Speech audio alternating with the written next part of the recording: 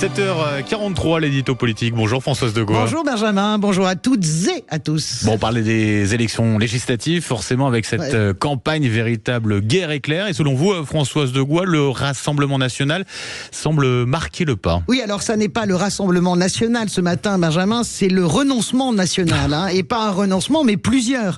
D'abord la baisse de la TVA sur les produits de première nécessité, hop, reportée, malgré Marine Le Pen qui en avait fait une urgence, je vous rappelle. Le voile islamique, interdit dans l'espace public, hop, reporté.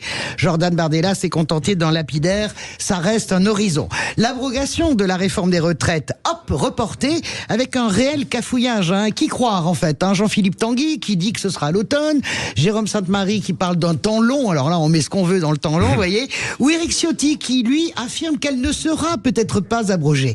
Renoncement, mais pas du tout, répond le Rassemblement National, et tous ceux d'ailleurs qui le soutiennent médiatiquement, il y en a beaucoup et de plus en plus. Voilà qu'on nous parle de sagesse, de raison, de sens des responsabilités, en écho en fait à cette gauche dispendieuse, vous voyez, et totalement irréaliste. Ils ont cloué le chiffre, ça vaudra 300 milliards. Personne ne se demande s'il faut calculer, hop, c'est comme ça, c'est 300 milliards. Voilà.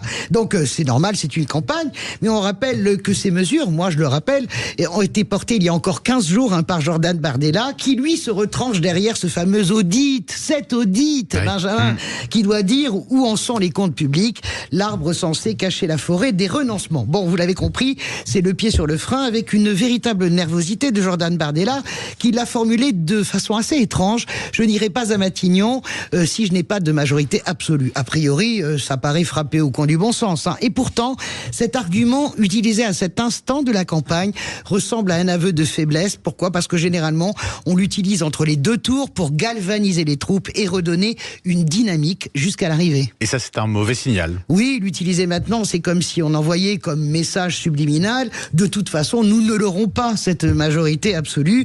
Il est vrai que les sondages sont étonnants. Il y a une dynamique à gauche évidente, malgré les tiraillements et les dissidences, qui restent tout de même assez minimes, sur 577 circonscriptions. Mais même s'il y a une dynamique, la gauche, elle est loin du Rassemblement National. 28% contre 33% dans le dernier sondage IFOP.